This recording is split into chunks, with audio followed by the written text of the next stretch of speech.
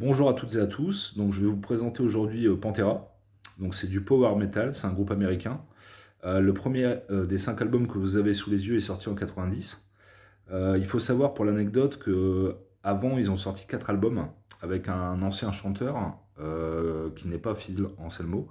Des albums qui ont été vraiment la déchéance du groupe, quoi. La déchéance qui a commencé avant le bon Pantera qu'on connaît, dans un style heavy metal glam absolument immonde. Et donc voilà, le premier en haut à gauche c'est Cowboys From Hell, qui a révolutionné un peu le métal en 90 à l'époque, et qui a créé un genre, c'est le power metal. Donc c'est quoi le power metal? Donc c'est un métal qui se différencie du heavy metal avec des riffs plus lourds, une dynamique plus saccadée, des riffs plus saccadés et une construction de morceaux beaucoup plus inventive, on va dire, que le métal à la Metallica, à la Slayer, à la Creator, etc., quoi. Donc voilà, donc le premier album c'est Cowboys From Hell, en haut à gauche, juste à droite Vulgar Display of Power, dans la diagonale à gauche Far Beyond Driven, juste à droite The Great Southern Transkill et en dessous Reinventing the Steel. Voilà, donc Pantera, les 5 albums que je vous présente, c'est vraiment, vraiment le top du top. Ils ont été instigateurs du power metal avec Machine Head. Machine Head qui sortira son premier album en 94, Burn My Eyes.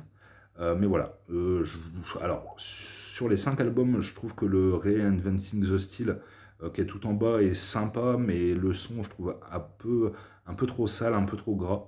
Donc pas forcément vraiment intéressant.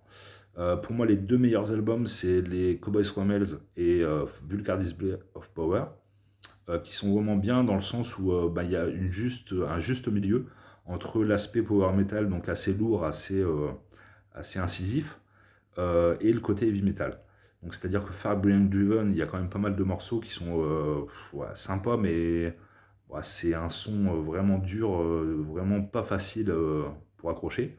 The Green Southern Transkill, pareil, il y a des morceaux, ça délire un peu, c'est un peu du bruit selon moi.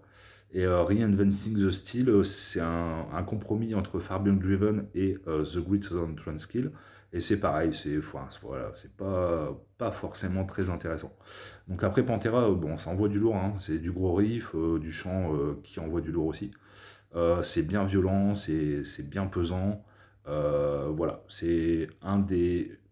on va dire que c'est un des groupes que je préfère dans le métal. C'est pas mon préféré, mais franchement, c'est à posséder, quoi. Donc pour les complétistes, on va dire les 5 sont intéressants. Et si vous voulez juste découvrir découvrir et arpenter l'histoire de Pantera, je vous conseillerais les deux duos. Voilà, j'espère que ça vous donnera envie de découvrir. Et à très bientôt. Au revoir.